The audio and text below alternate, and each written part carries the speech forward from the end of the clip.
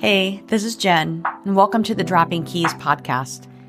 This is a space for honest stories, nervous system wisdom, and body-based practices that help women stop pushing, performing, and proving their way through life, and to start creating change from the inside out.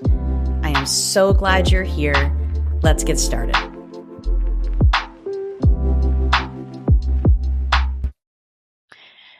Okay, ladies. Well, I almost didn't record this today.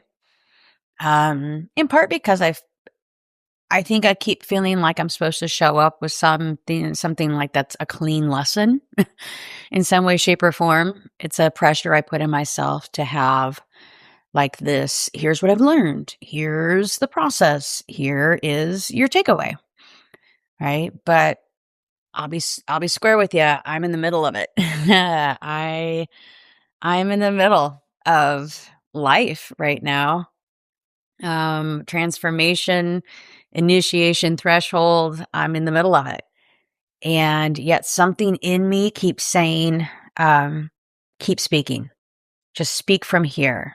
Speak and show up and let them see it before it's tidy, which is new for me.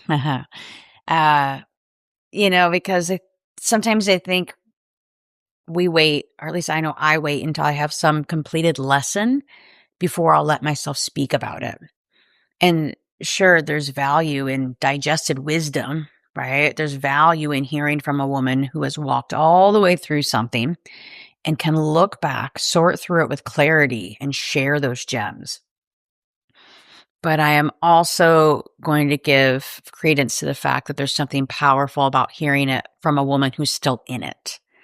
So, maybe I'm not miles down the road from you. Maybe I'm just 2 or 3 steps ahead. Or, girl, maybe I'm standing right next to you in the middle of this whole damn thing. But what's alive right now is the realization that I have spent so much of my life trying to explain myself in order to be understood. Like in my marriage, my family patterns, my mother wound, in work situations and emails and text, in rebody, in times that in businesses. And, and it feels like right now I was zooming out. It feels like so many moments where I didn't actually owe anyone a freaking dissertation, but like my body thought I did.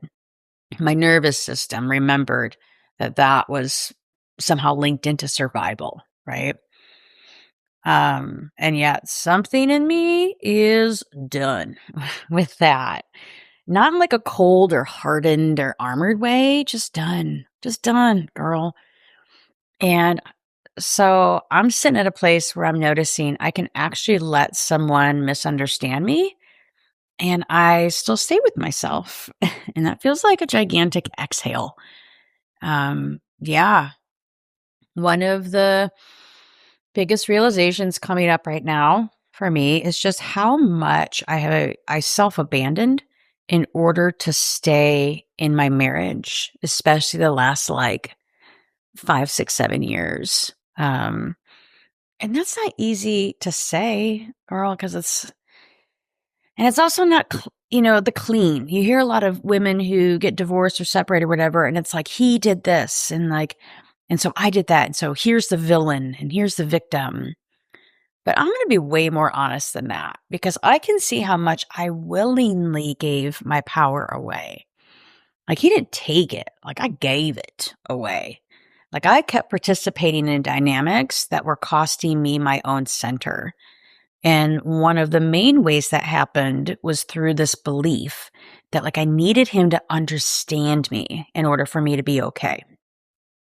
I needed him to understand my pain or my intention or my inner work, what I was asking for. I needed him to understand why something hurt me, even why I was changing so much as I've changed so much in the journey I've had the past 5 years. And then when he didn't understand me or wouldn't or couldn't, I just reached harder. I explained more. Then I softened. or I'd try and say it a different way or the right way. I would try to be less threatening and more digestible, like easier to receive. Whoo, and holy shit, that is exhausting. I had no idea until like now I've had some space from it. It's such an expensive way to live.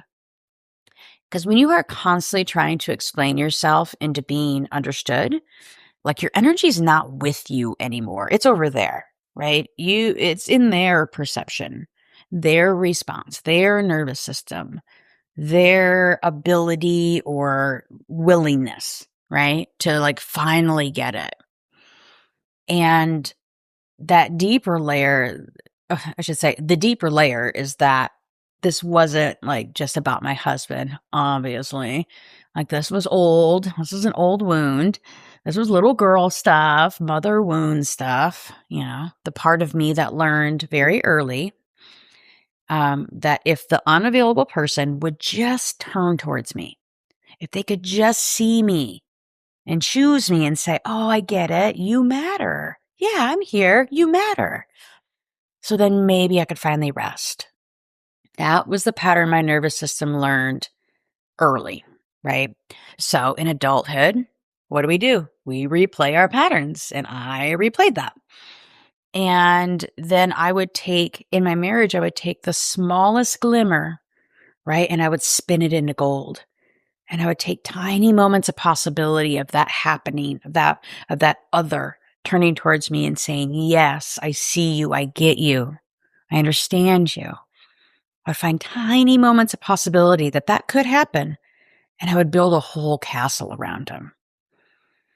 And I am not shaming myself for doing this, right? Because let's bring it out into the light. Like this is just how survival mode works sometimes. When your system is organized around finally being met by the unavailable person, that crumb you get, ooh, it could feel like a feast, right? The little glimmer, it feels like proof, right? It's because it's a little kid who has made this pattern from a little kid's perspective. So that small moment of softness, it can feel like, oh, like, see, it's possible. Oh, we're almost there. We'll just keep trying, right? So what did I do? Both as a little kid, but then in this marriage, I kept trying and I contorted myself and managed myself and I overfunctioned in the emotional labor of our relationship and I would get smaller sometimes and quiet and I would shift to the side and then I would reach, I was just doing this dance. And I called that love and devotion, but I don't know. I kind of am thinking a lot of that was just me trying to finally resolve an old wound through a person who was showing me in a lot of ways that he was not willing to meet me there. That's hard to say out loud. It really is. And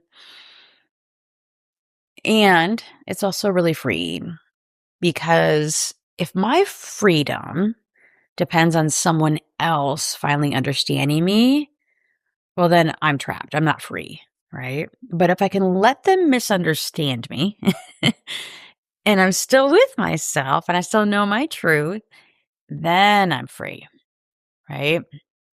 So a lot of this clarity started to come through. Well, okay, I'll explain it. So a couple weeks ago, I had this massive grief tsunami come through. It was not a grief wave. It was a grief tsunami, right? Um, it wasn't like cinematic grief. It was sweatpants for 3 days grief, luteal phase grief, unplug from life from a few days grief. And it came after I went through, no surprise, 22 years of our pictures together. Yeah. So I was sorting through our photo albums. We had like 10 photo albums, which are really bulky and heavy, right? So I was trying to lighten the load, and prep for moving and whatnot. And then pulling some aside, splitting some up to give him. And I was there literally holding the physical evidence of this life. 22 years is a lot of life. And it's a lot of versions of myself and a lot of memories and a lot of hope and a lot of love, a lot of moments that were very, very real, even if the relationship also held dynamics that were not, were not great. And yeah, girl, I just rolled down that grieving hill for a few days. It was deep. But here's the thread that matters is that in this case, right? I didn't abandon myself in it. Yes, I cried and I laid around and I just let myself be a mess.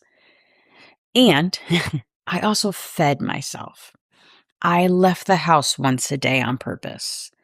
I went on walks. I did yoga. I took baths. I still took care of myself while I grieved.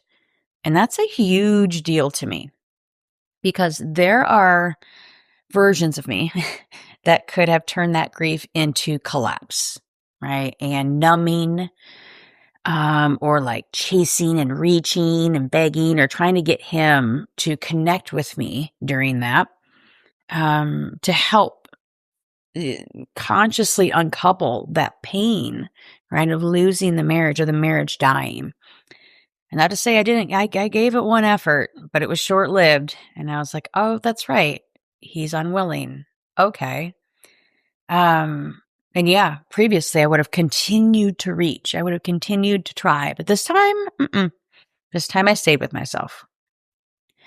And after that grief tsunami moved through me, clarity showed up. Oh my gosh. Not angry clarity. No, clean clarity. It was like this deep tint came off the glasses I was wearing.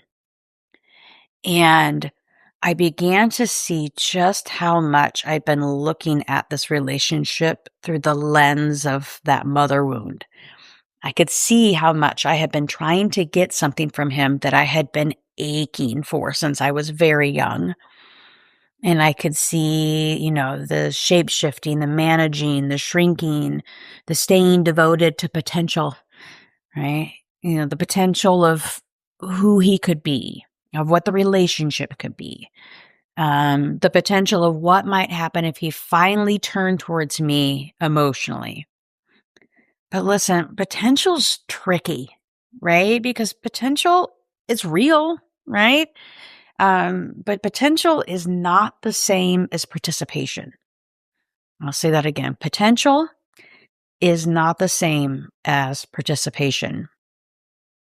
It is also not the same as willingness, and it is definitely not the same as action. Okay. And so one of the things that became clear is that I really am being invited to stop organizing my life around someone's potential when their actual behavior was showing me straight up that it was not the potential that I was seeing. Right. And that doesn't mean there wasn't bucket loads, truckloads of love. That doesn't mean there weren't beautiful things. There were, right? It doesn't mean that there weren't a million moments that really mattered. But I can love what was real without staying devoted to an illusion. And I can grieve what mattered without abandoning what's true. And yeah, what became clear after that grief wave, the grief tsunami, is that I had just been giving so much of my power to the hope of being met. And now, with that clarity tsunami, I am taking that power back. Gladly. Yeah. So I would say what has surprised me most in the past week or two is just how centered I am feeling. right? Like, not perfect or untouched or unaffected. Not like I don't have moments, right? But by far and large, just centered, right? There's just been this shift inside of me that would have been pretty foreign to the version of me from 5 years ago. Like, in the past, I would have been deep in the back and forth, right? Explaining, wound up in his behavior, trying to manage his choices, his emotions, his perception, his reaction, trying to get him to understand. And I am just not doing that. Um, you know, and the wildest part, I would say, is that as I'm reclaiming my power, it doesn't feel like fierce in the old way, right? It doesn't feel armored. It doesn't feel like that protector part of me who had to take over my life at 16 and go into dead ass survival. Like, I know that part of me and I honor her. She kept me alive, literally. She got shit done. She made things move, right? She pulled real levers on my part.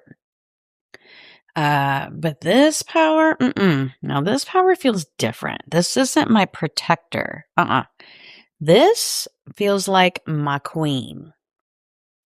And I'll be honest, shit like that would have sounded cheesy to me a few years ago, but I'm getting it now. this this re-entry of power is very sovereign and adult and rooted, right? It's like I can trust myself, right? Because the queen is not cold and the queen is not cruel and the queen is not pretending that she doesn't care. No, no, no, girl. The queen has compassion, but she does not compromise herself for that compassion. And that is exactly where I'm living right now. Like I can hold the compassion that I naturally have without compromising myself in the name of it, right? I can see his patterns and his pain and his avoidance and his humanity. But compassion does not mean then I hand myself over to that. It doesn't mean I keep entering, the back and forth or the power plays. And it doesn't mean I make myself available for aspects of this that I know drain me. Yeah. And then there's this other layer that hit me in therapy yesterday. Um, so when I allow someone to misunderstand me and I don't spend all that survival energy trying to get them to understand, I'm actually standing in something here. I'm standing in my value does not depend on your understanding of me. And my value does not depend on your perception of me. My value does not depend on whether you can see me clearly, whether you can hold me well, meet me emotionally, or validate like what I know to be true. And when my therapist kind of reflected that back to me, like I had to pause and I just sat there for a second and just hit something new in my body. Cause, like straight up, I am not used to standing in my own value when it isn't being reflected back to me. I am not used to letting my value exist without needing someone else to confirm it. And that is a lie for me in more than just the dissolution of this marriage. I'll probably do another episode rather soon, actually, because I'm working with the same notion within Rebody too. I'm having this. It's on my plate to digest for Rebody too. So yeah. But yeah, I'm letting this come in and just noticing that it just feels different, right? This energy that's returning back to me, this queen energy, it's not the I don't need anyone. It is not the hyper independent survival. It's not the nobody's coming. I'll just do it by myself, right? I have done that. Trust me, trust me, trust me. But that's not what I mean. I mean, there's an adult woman in me who knows that she can just respond to reality. Like that I don't have to collapse because someone else is avoidant. And I don't have to then beg or grovel because someone else is withholding. And I don't have to keep explaining because someone else is just committed to not meeting me. I can just look at what's happening and I can choose from this center. Um, and right now it looks like I'm just not engaging in back and forth, and I am not depending on him to feel supported. Um, I mean, yeah, there's practical realities, right? There's money conversations, household support, legal logistics, things that just need to happen for the next few months. But internally, I am not putting my whole sense of safety in how he shows up. I'm not putting all my eggs in the basket of like, will he do the right thing? Right? Like that's one avenue. Here's hoping. But I also know that if that avenue gets weird, like I will just handle what I need to handle. I got me. I'm backing myself. The queen is not writing 5 paragraphs when one sentence will do. I am not entering every emotional courtroom, right? The queen is not trying to win the case of her own worth. This energy, the queen energy knows. And that knowing is quiet and it's clean. And that knowing just feels like just the biggest deep breath, just filling up and the exhale completely releasing my body. Yeah. Somatically is what it feels like.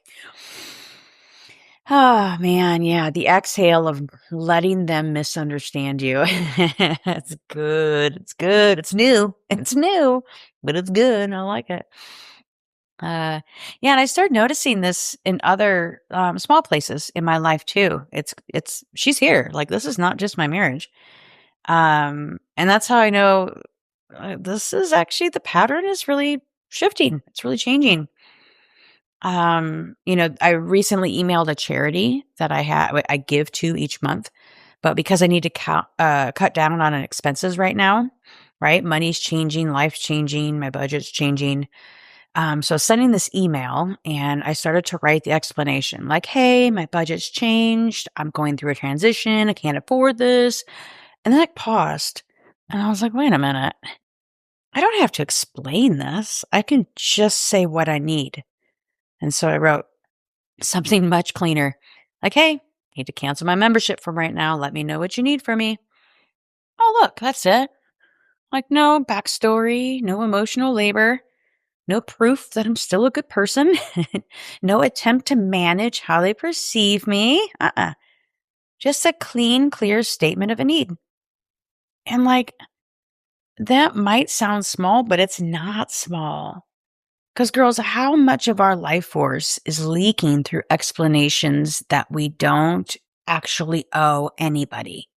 How much energy, right, is tied up in trying to be understood? Like, so that you are clear and you're good and you're reasonable. So much so that we abandon the simplicity of just our own truth. And again, I'm not talking about being careless. I'm like not talking about refusing accountability. I'm not talking about like, I don't owe anyone an explanation as an excuse to be avoidant, right? Or cruel. I'm talking about the places where we over explain because our nervous system thinks that misunderstanding is danger. The places where we think if I can just say it perfectly, then they won't be mad. Like if I explain it enough, then they'll understand. Or if I show them my heart, then they'll finally meet me. But baby, maybe they won't, right? Maybe they can't. Maybe they don't want to. Maybe they are just not available for that level of truth. Maybe they are super committed to their version of the story, right? And, maybe they need to misunderstand you in order to stay loyal to their own pattern, right? And that's not our business. And when I'm learning, you don't have to abandon yourself trying to correct any of that. I can just let someone misunderstand me and I'm still with me. Right? Doesn't mean it never stings or hurts, right? Because of course it does sometimes. We're relational creatures. We want to be seen, we want to be known, and we want the people we love to really understand our hearts. Don't we? I do. But there is a difference between wanting to be understood and making your freedom depend on it. Right? Difference between offering clarity and like chasing validation. Difference between communication, right? And like self abandonment within that or trying to do it. And I just think I've lived a lot of my life on the wrong side of these lines. And something in me is shifting. Like you can't, what's the phrase? Basically, like you can't change it until you acknowledge it, right? And admitting this, seeing this clearly was a big, like, whoa, was that really me? Wow, that has really been me. Wow, like it was beyond what I thought my self-perception was. I didn't see myself as a person who would self-abandon to this level. But what is in the dark must be brought to the light, right? And that's why this is shifting. That's why there's energy coming back to me. Energy that used to go into that explaining, the managing, the trying to get someone else to see what I saw. And letting that energy just start to come back to me and rise up in me. It feels amazing, baby. It feels like space and power, and it feels like my nervous system unclenching. Yeah. I don't know. So maybe that's the key today. Maybe it's not a huge, complicated teaching. Isn't that nice? Maybe it's that we can just let them misunderstand us and we can still keep our whole damn self, right? Like you can stop entering into the power plays and stop writing 5 paragraphs when one sentence will do. We can hold compassion without self-compromise. And, I can grieve what mattered without staying loyal to what isn't true. I can still love the glimmers, right? They weren't nothing, but I don't have to spin them into gold. And I don't have to depend on someone else's understanding to feel free. Maybe even deeper than that, right? That my value does not depend on another's ability to see it. My value doesn't depend on another's willingness to understand me. And my value is not up for debate. Yeah. Also, we can just sit here and talk from the middle of the mess, right? Before it's tidy or finished or before the lesson has even fully landed. Yeah, because maybe that medicine isn't just in the polished ending. Maybe the medicine is just hearing another woman say, like, I am still in it and I'm still moving and I'm still grieving and I'm still seeing and I'm still dancing and I'm still full of hope and optimism. And this time it's on me. Yeah, I'm not abandoning myself this time. That's the key. Let them misunderstand you, boo. Stay with yourself anyway. I love you. Till next time.